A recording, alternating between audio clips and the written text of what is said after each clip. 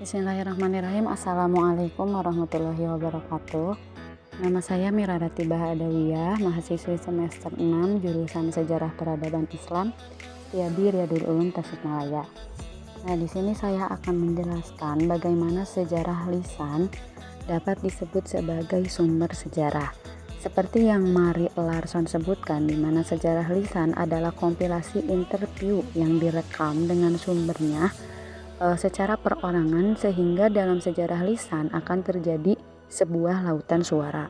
Nah, sejarah lisan juga dapat disebut sebagai rekonstruksi sejarah dengan sumber lisan yang ada pada zamannya, di mana sumber lisan yang disebutkan sebagai sumber sejarah itu ungkapan yang disebutkan oleh seseorang di mana ia berlaku sebagai saksi, pelaku, ataupun orang yang hadir yang ada pada peristiwa tersebut pada zamannya, pada tahunnya tersebut.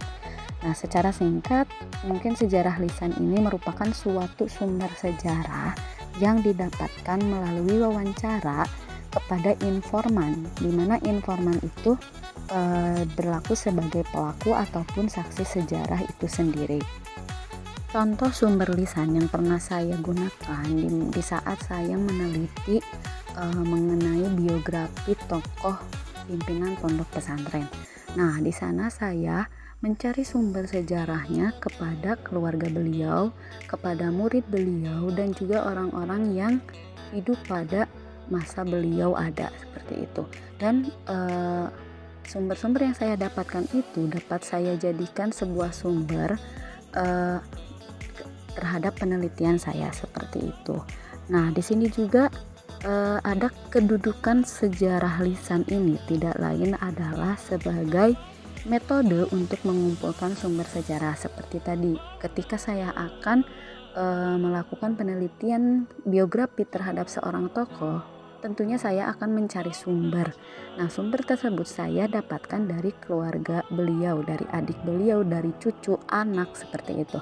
Nah, hal tersebut dapat dijadikan sebuah sumber sejarah. Jadi sumber sejarah itu tidak hanya bisa kita dapatkan melalui sumber tulisan, buku, artikel, jurnal, dan masih banyak lagi.